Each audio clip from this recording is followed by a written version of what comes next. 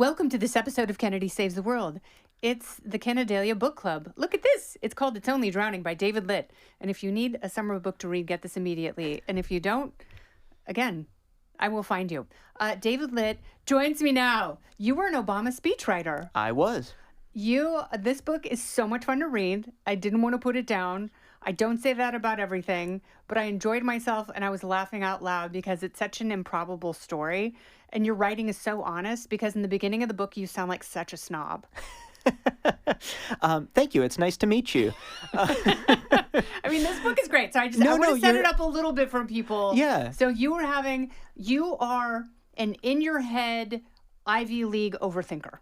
Which is fine. Totally fair. Yeah, and these are all assessments that you have made of yourself. Yes, it's weird to write a book about you changing, right? Yeah. This is a book, I think, really about me changing, at least a little bit. And it's so inspiring, but you can't start out at the peak. Right. You have to start out in the trough. And so it means that whenever you talk about the book, people are like, so you kind of suck a little bit. Yeah. And I'm like, well, fair enough. Yeah, but they have to get past the beginning because you were gripped with this kind of culturally shared anxiety that people went through during the pandemic. And you had such a great description of it because you're like, at first it was really fun. It was like cookouts and wine. And then it turned into this gut-wrenching anxiety because the politics had not gone your way, but the world was closed. And, this work from home thing became very, very problematic for people after the short reset that because people only needed a few weeks at home to learn how to make pavlova and reorganize their closet. Okay, this is spooky because my wife did actually learn how to make pavlova, and she really did get good at it. Yeah, Jackie sounds absolutely lovely. And so you were like, I need to do something different. And somehow you decided, and before Matt, your brother-in-law, enters the picture, although we had read about Matt, you decided that you might try surfing. Well, it was this moment, and by the way, you said that it was sort of, fun and wine and then anxiety, and that's true, but it was also anxiety and wine. The wine was still there. Oh, yeah. We all just very different. Yeah. The summer of 2020. Or do we? We really don't. It's a haze. Well, and for me also, the other thing I realized, I was, as a writer, working from home before it was cool and also working from home after it was cool. Okay. But what was, I think, so difficult about that moment was, it was both the physical lockdown that we're talking about, but it was also the moment where it felt like no matter what your ambitions were in life, someone slammed the brakes on them. I mean, it was someone also being the virus too, right? But I think everyone went through that, and some people handled it better than others.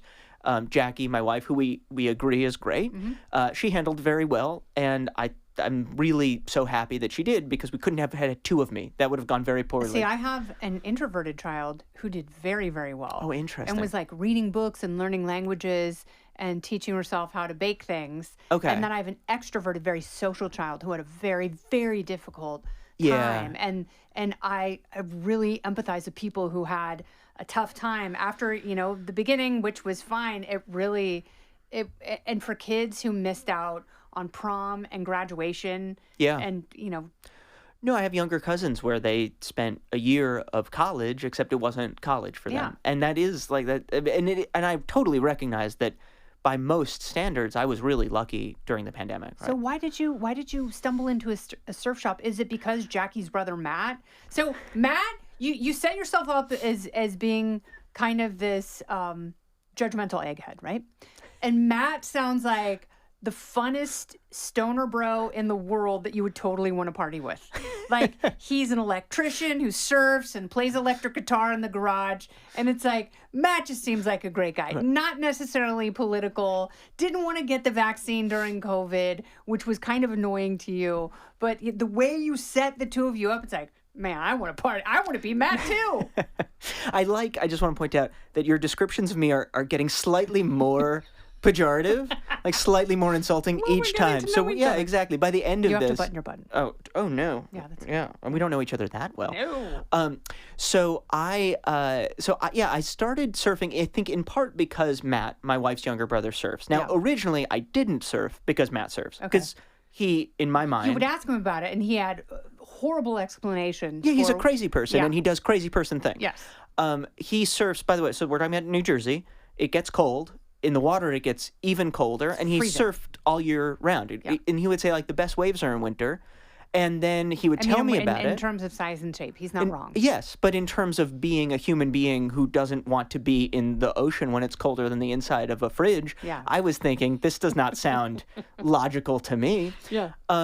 And I will say, during the pandemic, there was this moment where I felt like I really started to wilt and he was really thriving. Okay. And, you know, I mean, partly it was his job, right?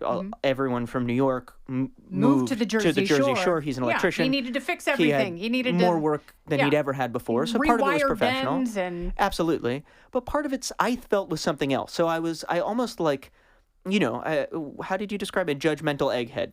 So let's go with that. I felt like judgmental egghead that I was. It forced me to say, wait a second. Matt knows something about the world that I don't. Yes. Right? He may not know everything about the world that I don't, but there's something here that I can learn from him. And they take their systems apart and they figure out, what are they doing right? Yeah, and I think so much of what this book ends up being about, I mean, there's sharks and there's falling off surfboards, and that's important. Yes, but and so getting much pinned down. Getting In pinned down Spain. below, yes.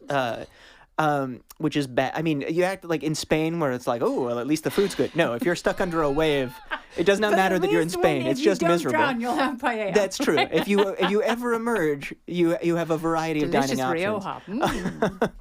But you know, so much of this book is about how you can learn from people even when they're different from you. Yes. And I think like that shouldn't actually be terribly novel. Mm-hmm. But in this It is, world that isn't we're it? living in right now, I actually am like, oh, I had to learn that lesson.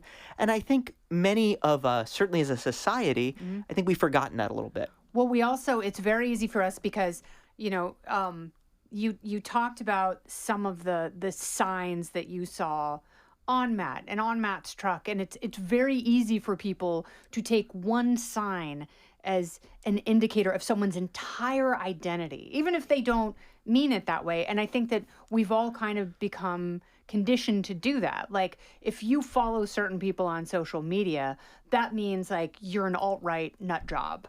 And if you have a Bernie Sanders sticker on your Volvo, like you probably wouldn't be that fun at a barbecue.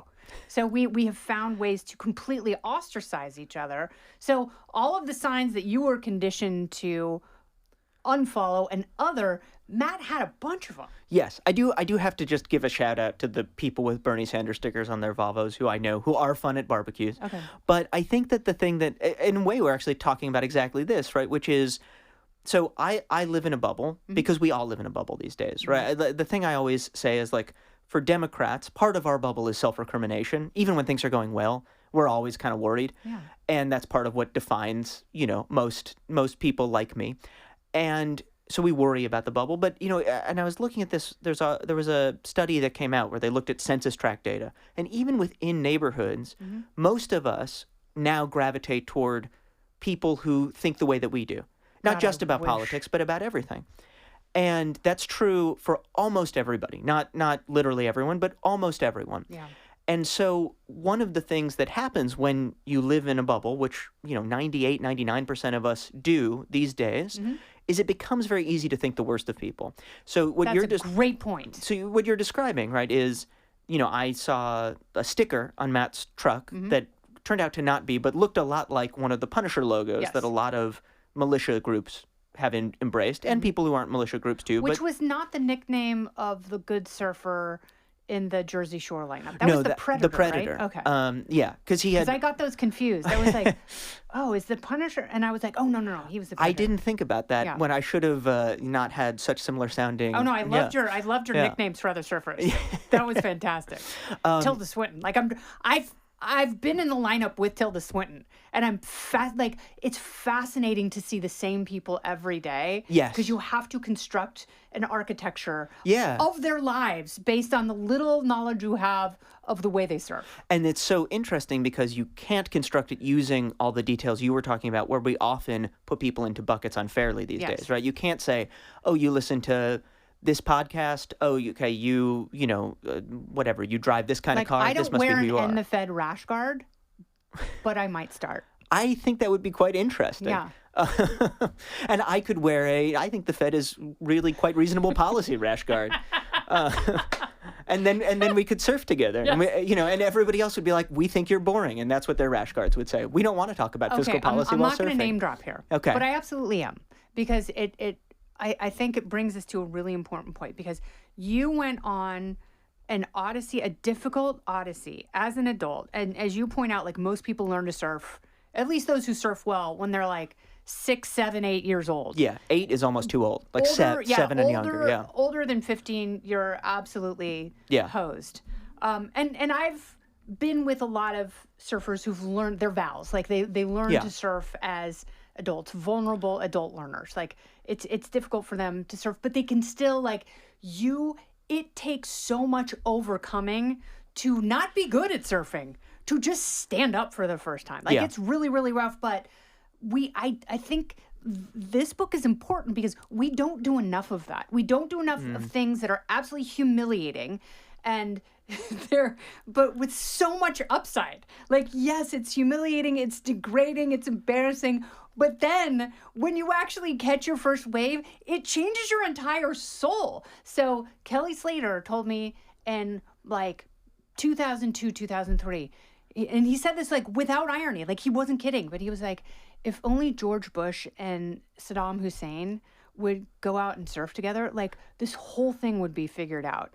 And there is absolutely something to that. Like there is something to the joy and the struggle and all of that takes us out of our political boxes, which are like veal pens. Yeah, first of all, I just want to say, you started this by saying, I don't want to name drop. And then by the end, you drop the name of not just a famous surfer, but the most legendarily famous surfer of all time. So that is an excellent...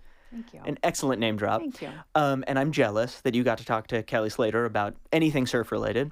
I think there is, what you're describing, and it's interesting, right? Because I'm like, yeah, of course. A, the feeling of humiliation. B, the feeling of transcendence. And C, the feeling of if more people could feel the first two things, the world would be a different and better place. Yes. But I also think what's interesting to me about this is, as I've talked to surfers about it, they immediately get it, right? No matter when you started, there's something about it that you get. Yes. But also, when you write a book, I feel like you're always signing up to hear a certain type of people's stories. Mm-hmm.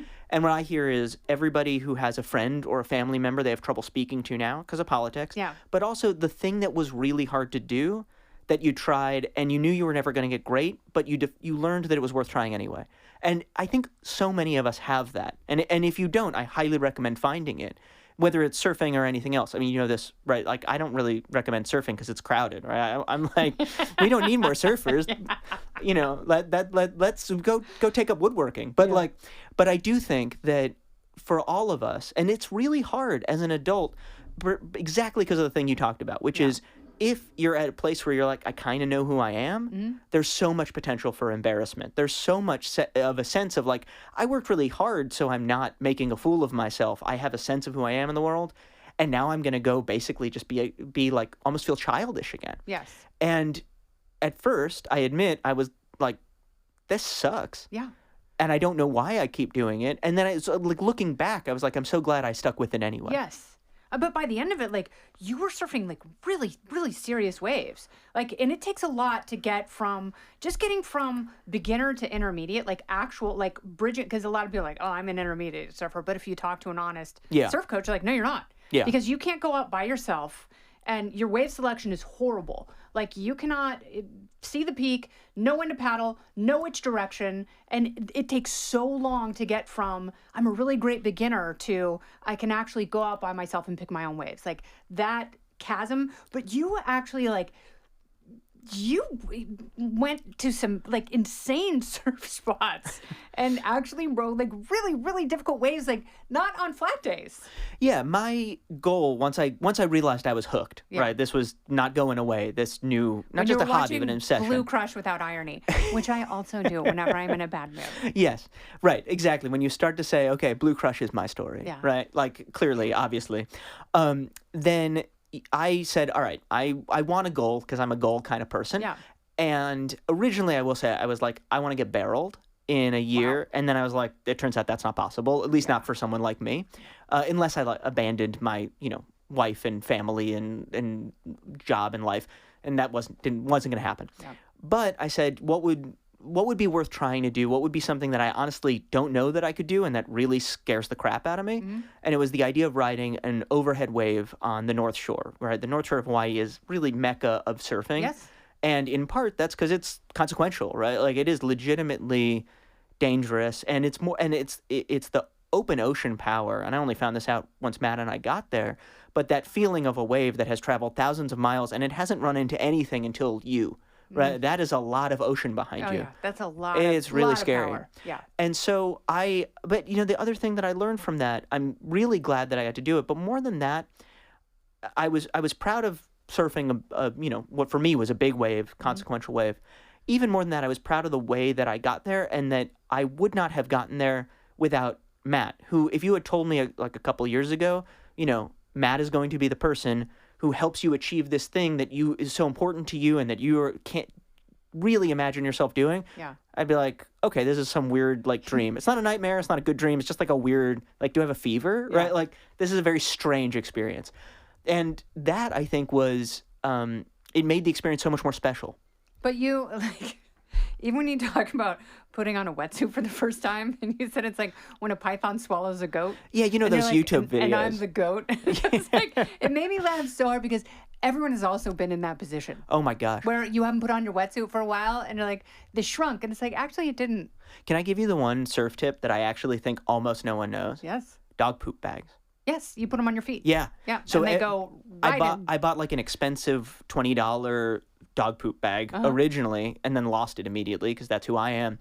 But then I realized, because we got a dog, that if you just use a dog poop bag and a wetsuit, because they in there. fit around your leg better than the bags you use to get limes at the grocery store. And they have more integrity. If you surf the day before and it's a little wet.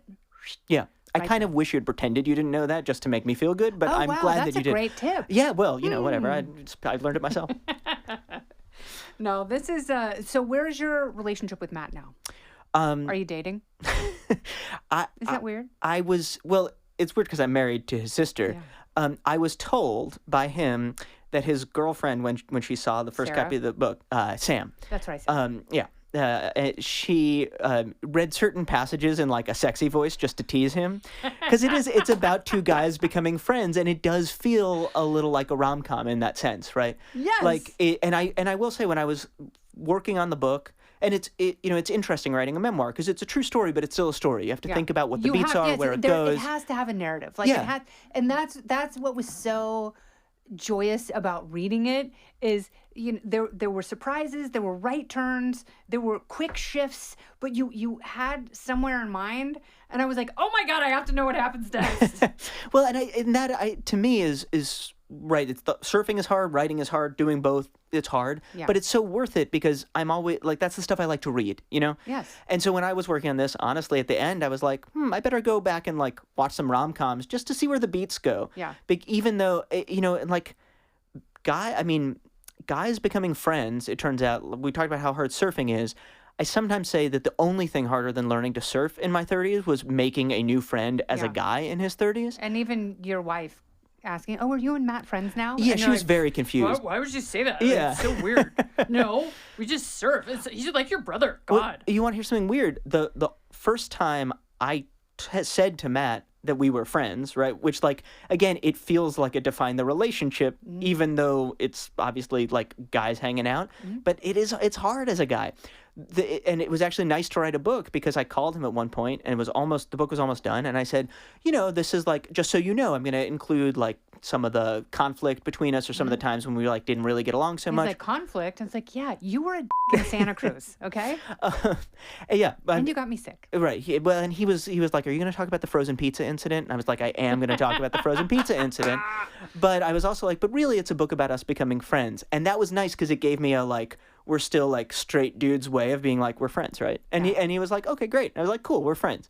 But it was interesting. I never would have used the F word around another guy otherwise. So it was actually, really? I think so. Am I just particularly repressed? I don't know. You're talking. As a parent, I was relieved when I could start swearing in front of my children. So. I meant the friends word.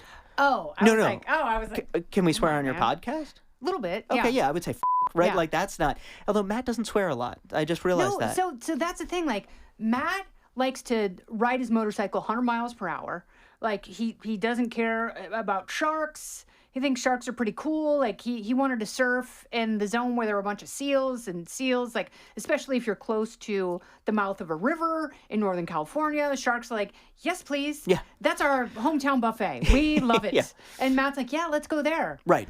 So all of those things would make it seem like he's a stoner or he's a drunk. And when you guys are on the road, you're like, I really want a beer. And he's like, nah, man, I gotta maintain the temple. And he gets up at 4:30 in the morning and does calisthenics on the beach. Yeah, it was fascinating to me. So first of all, I think Matt definitely had like a rebel without a cause phase, but it kind of ended around the time I met him. I met him in 2012, so about a little more than 10 years ago. And so I don't know as much about that. Sometimes he'll tell me a story and I'm like, oh, okay, this explains a lot, right? Like at one point he was telling me about like the fights he got into in high school. Okay. But I think one of he really like is a super responsible person. I feel like you were like, he's fun. And I'm like, no, he's responsible. I'm like, actually kind of both, right? Like but he's very disciplined. And I actually think it was an interesting moment where that kind of cultural shift in men was becoming coded, right? Like the idea of being they sober, lift weights being and eat protein. right? Like they're all right. They're Nazis. well, and I think it was a moment of like that was changing, and it was interesting doing this in the backdrop because I was like, this is this is not a political book, right? No. I do think some people will read it and be like, this is about a heroic electrician and his annoying brother-in-law, and some people, you know, my friends with the Bernie stickers and the Volvos might read it and say this is about a heroic former speechwriter and his, you know, and his crazy brother-in-law. Yeah. But I think I found myself in the middle of this, and like you're saying, right, found myself saying, it's not that I agree with Matt about everything. It's not that I'm like kumbaya about this stuff. I don't think I agree with Kelly Slater that if like George W. Bush and Saddam had just gone surfing, he was coming it all from would have been fine. Like it was so sweet. I so appreciated the impassion and deep belief that he has in the thing he loves most in the world, and the ability, because it has given him so much, the ability for that to somehow transcend geopolitics and bring people together who are on the opposite sides of a military conflict. Don't go anywhere. More Kennedy Saves the World right after this. And I think like I would say, you know, I'm not a foreign policy guy, but as a matter of foreign policy, you know, you might want to workshop that one. Yeah. But as a surfer, I'm like, no, I totally get that. Like, actually, they should totally have gone surfing together. Yes. And I think what I learned about some of those divides, right, even as I saw how real they are and how meaningful they are, in ways that I think are, you know, honestly, like shaping our country right now, but also learning that they don't have to mean everything. And I think those two, holding both of those at the same time, right, being honest about, you know, I mean, we've got different rash guards, right, when it comes to the Federal Reserve. True. But that doesn't mean everything. Who do you think would get more high fives in the lineup? Definitely you. Yeah, I think so too. I think for a variety of reasons, but I think you're a rash guard, which was an interesting thing for me, right? Like, you know, I don't know what the normal equivalent of the Fed is smart monetary policy rash guard is in the rest of life, but I would say I spend most of my time with people who feel that way. And it was interesting to be in a space that was, at the very least, you know, like very diverse in terms of what people think. And going back to Tilda Swinton, the nickname, not actual Tilda Swinton. Might have been her. Maybe. Never Could have know. been. No makeup? Yeah. Looks different. That's a very good point. Yep. Can you imagine if I wrote a memoir and I'd been surfing with Tilda Swinton and I barely mentioned it and just she because comes I didn't to your know? book signing on the shore and was like, actually, David, I have to tell you. Yeah, the one I'm really worried about is the I haven't seen The Predator since the book came out. Oh, no. And I'm worried he's going to be a little mad, but we'll see. Have you seen Sam the Hammer? Sam Hammer. Sam Hammer. Yeah, Sam it's Hammer just is his even name. better than Sam the Hammer. I haven't seen Sam Hammer. What about Katie? So she works at Glide, which is down the street. Okay. So, and the book, I will also Is say, she still there? Yeah, she's still there. Okay. It's not her real name, but I was pretty good. Sam Hammer's his real name. Okay. Because I figured, It's like, gotta be. Yeah, he's like Sam Champion. Right. Also, like, if your name is Sam Hammer, and I've never met Sam Hammer, this is like a local surf star in New Jersey, right? Because you're like California surf stars are almost always like national or international if you're out there. In New Jersey, we have like local heroes. Yeah. So if you talk to surfers, they might know Sam Crazy Hammer. Michael? Right, Crazy Michael, who runs a surf shop in Belmar. I loved his advice to you because it wasn't advice at all. Well, and it was, right? That's the crazy thing about surfing. So much terrible advice turns out to be good advice. Yeah. Where he was like, you know, his advice to me was go out and get your ass kicked. Yeah, it sucks and you have to pay your dues. La la la, bye. Well, and it gets back to what we were talking about the sort of diversity of views in the lineup, Yes. where it generally tends to be a group of people who have to accept that it's like, I don't know, we're just going to figure it out. Yeah. And so I think it does tend to attract people or force you to become someone who's a little bit more, how to put this, comfortable with the fact that the world is a very uncertain place. And I Yes. think that's something, no matter what else you believe about life, all of us feel that uncertainty right now. Yeah. Right?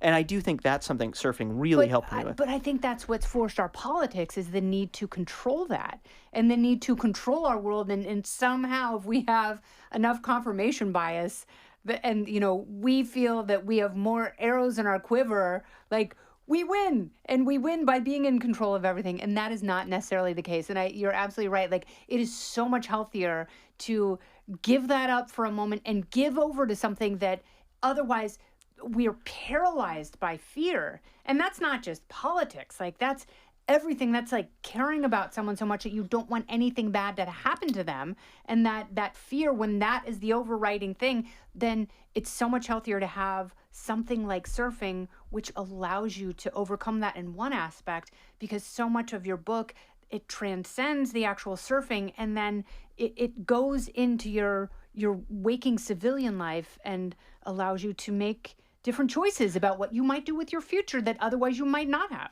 Yeah, and I will also say I think it helped me understand some of the bigger issues in our country that you were just talking about a little bit better, right? For example, I do think that it's really important that if you believe in good government, right, that you make the case not that government is going to control your life, but that government's going to allow you to take control of your own life if it's done right. Now, That's a big if. Now, we got different rash guards. Yeah. That's okay. But I think that it helps me understand, right, where people might come who have a different view. Right. Again, we're talking about like how easy it is to think the worst of people. Mm-hmm. And so often these days, if someone disagrees with you, you say, oh, the reason you disagree with me is because, and then the worst possible explanation, Yeah. right? Because we're often hearing about each other from people who, like, not directly. Yes. And it's one of the things, right? Like, as an example, I think generally most of the news I get or most of the information I get about Republicans comes from Democrats or, at least Democrats or people who are not Republicans. And most of the news that most Republicans get about Democrats comes from Republicans or people who are not Democrats. And so it's not really surprising that we tend to think the worst of each other so often. Yeah. But I think it's important to do our best, even if we're not like controlling it, but to do our best to break free from that. And it's also more interesting and more fun. But also find, like, again, going back to this, like, there's so much more that we have in common. Yes. Like, I truly believe that. And being a parent helped me see that and experience that. Like, that is like being a mom and worrying about your kids and trying to do the right thing. Like, that is cross-cultural. It doesn't matter Yeah. how much money you have or where you were born or where your family's from.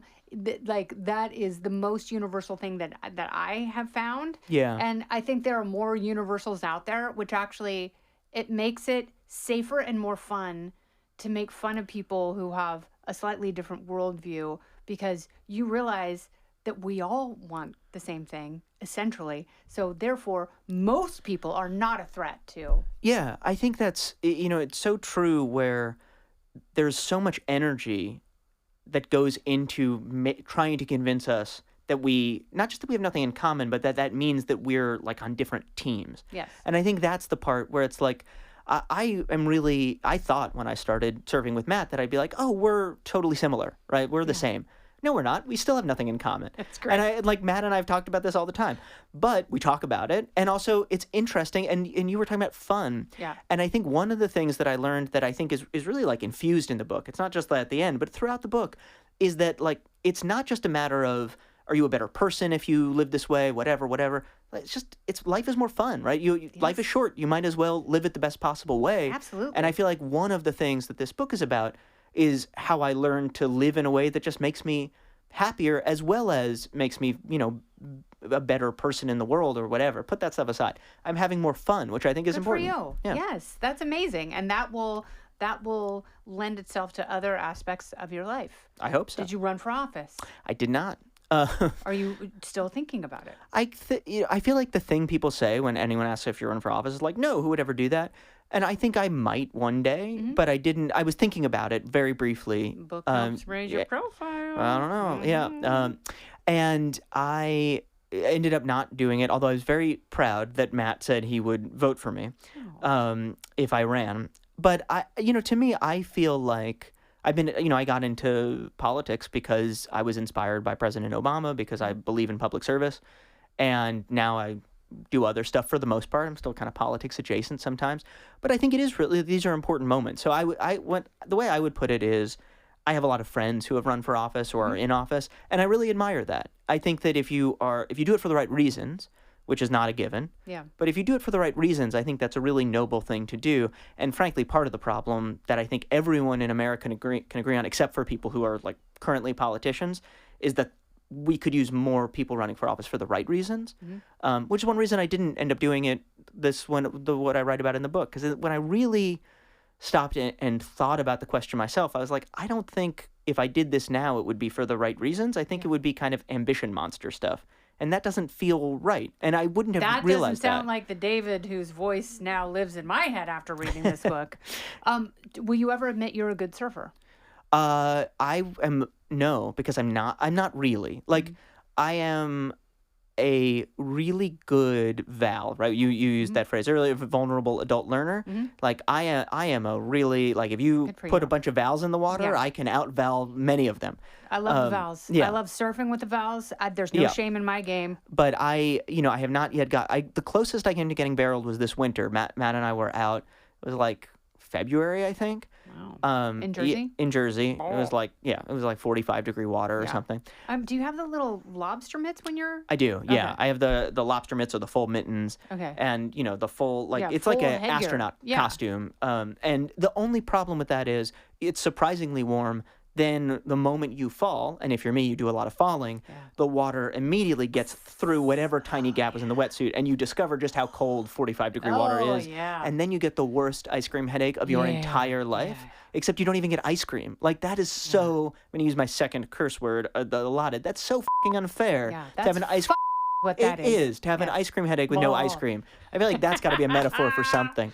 That's so funny. Yeah, but we were out, and so the closest I've gotten to getting barreled was I got into the barrel, and then I was like, oh, I'm doing it, and then the wave just kind of curled up, and I'm really glad that I have enough instincts at this point that I covered my face without thinking about it, because the board hit me straight in the forearms, which would have been straight in the face. But I was still like, and Matt, afterward, I was like, did you see that? He's like, yeah, you got technically barreled, like, for all of half a second, you didn't get out. Credit for that. Yeah, most times people don't see it. No, it's really nice. Like, something that I have always appreciated is, like, he's always, and I don't know, like, if he listens to this, he's going to be like, no, I don't know what you're talking about. But he's always been, like, proud of me listen. When I bet he's a subscriber. I mean, I'll send him even if he's not. But it, it's like that feeling that it's like that he's like proud of those little achievements I have when I've been surfing, or sometimes just like a little surprised, like the way you. But that's the great thing about it. It's like every milestone you had, you were so stoked. Yeah. Like, truly, that's the best. How many boards do you have now?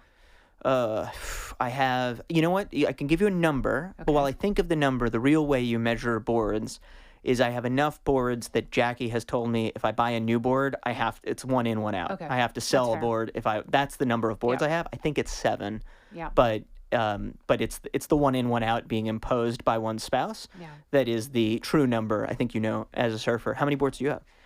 Well, I had to leave several behind in California because of the fire, which was heartbreaking. But I did bring my favorites out, and so that's 4. Okay. But one of those has a foam top, so I'm gonna have to throw that away too. It's sad. Yeah. But my favorite board, I went into a surf shop on PCH in 2021, and I met a person at the surf shop who was great. And, it's like, because you can go in and people can be snobs and judgmental and, it's like, not judgmental eggheads, but judgmental, like, you're not even worth my time because I can tell looking at you that you suck at surfing. And I, like, the wonderful thing about being in your 50s is you do not care what people think of you or your surfing at all whatsoever. And so I was like, I want a mom board. Like, I like a shorter responsive board, but I hate that I have to paddle so much on a short board. So please give me something. And it's like, it's kind of channeled and thick and wide, but still pointy. Yeah. And it is still responsive, and that's my favorite That's board. cool. Yeah. No, I do feel like one downside of surfing is then all you want to do is like talk boards, and anyone else in your life is like, when does this stop? That's why you have to hang out with more people who surf. Exactly. Then you're like, well, the problem is you, right? Like, if you don't want to talk about boards nonstop, I don't think I'm the problem here. But no, I think did the boards, did they survive the fire? Like, are you going to get them back? They did, but they're cracked. Oh, so they had enough crackage that the lead.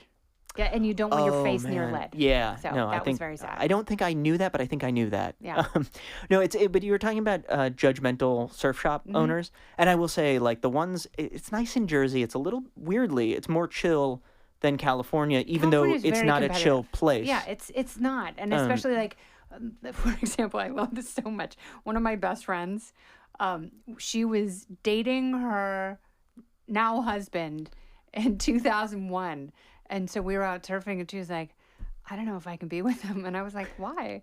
And I was like, he seems like such a great guy. Like, he's so nice and attentive, and, he's got a good job, and he's really cool, and he wants to learn so much about the world. And she goes, he surfs like an inlander.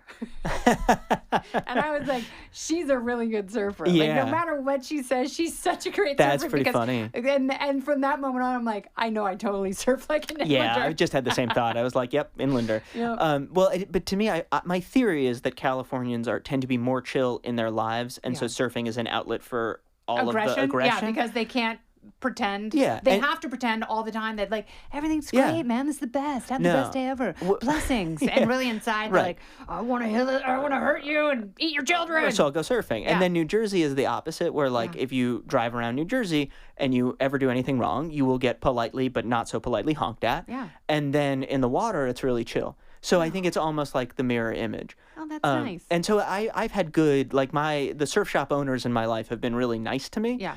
But I will say it was really interesting that, I would say in most of my life, just if you look at my resume or me on paper, right? Like, in this world where it's like the establishment and people who are not in the establishment, I'm definitely, at least compared to Matt, you would be like, oh, David's in the establishment, whatever that means. Yeah, you want to make the government bigger, so in my world, I'd say better, but but then in surfing it's the opposite, right? But there is an establishment. Yeah. But I'm definitely not part of it, and so it was interesting. Where I will say some of my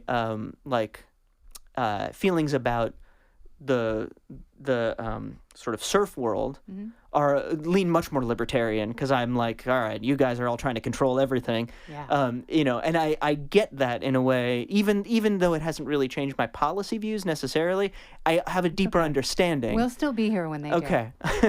And vice versa. Yeah. And that, I think, is the important thing with all of this, right? Is like, but I do think it's like, to be able to have things in common that are not political makes it easier to just be able to, like, have normal conversations. Yes. And normal conversations can include disagreement, and they can include stuff where it's like, this matters. Absolutely. So I was just at Freedom Fest, and one of the things that I said to everybody there was like, we are going to have massive policy disagreements, and we have to stop acting like we're homogenous, because we don't have to be. Like, we want personal freedom in our own lives. That doesn't mean, like, that is groupthink. That is the opposite of individual liberty, is thinking or saying what someone else tells you to say by virtue of them saying it. Like, that runs counter to what libertarianism is supposed to be.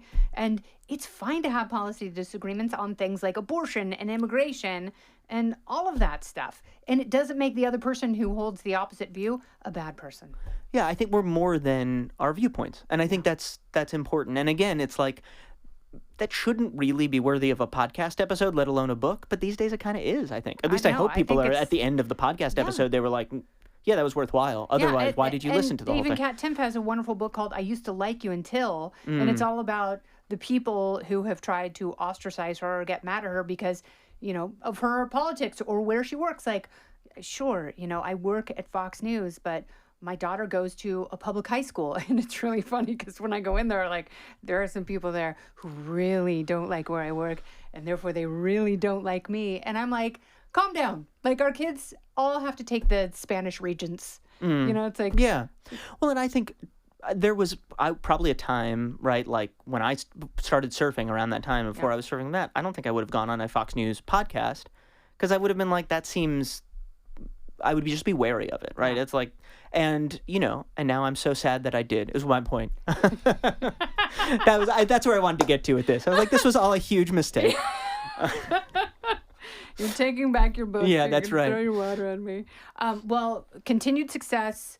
At some point, I want to hear from Matt. Yeah. I want to hear his perspective on the book and his politics, which I think are really fast. And if he's developed them, or if he considers himself to be completely apolitical and just a guy who wants to do his own thing, who listens to Joe Rogan.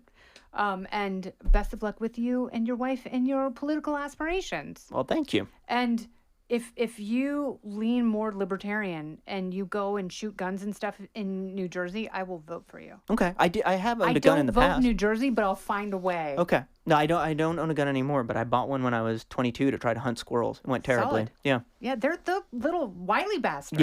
Yeah. I got Lyme disease. That's the only no squirrels. Oh, from ticks. Yeah, not from a squirrel. Oh. Yeah. The squirrel got to me. I mean, maybe the tick came from a squirrel. Anyway, that's a different story. All right. Well, David Litt, it's only drowning. There's praise from Judd Apatow and Laird Hamilton, who was awesome.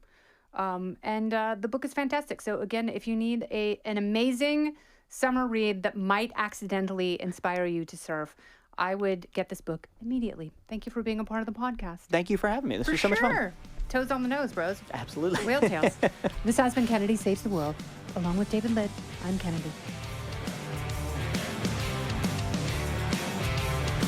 Listen ad-free with a Fox News Podcast Plus subscription on Apple Podcasts, and Amazon Prime members can listen to this show ad-free on the Amazon Music app. Oh, go ahead and leave me a review while you're there. I'd love to hear what you have to say. You've been listening to Kennedy Saves the World on the Fox News Podcast Network.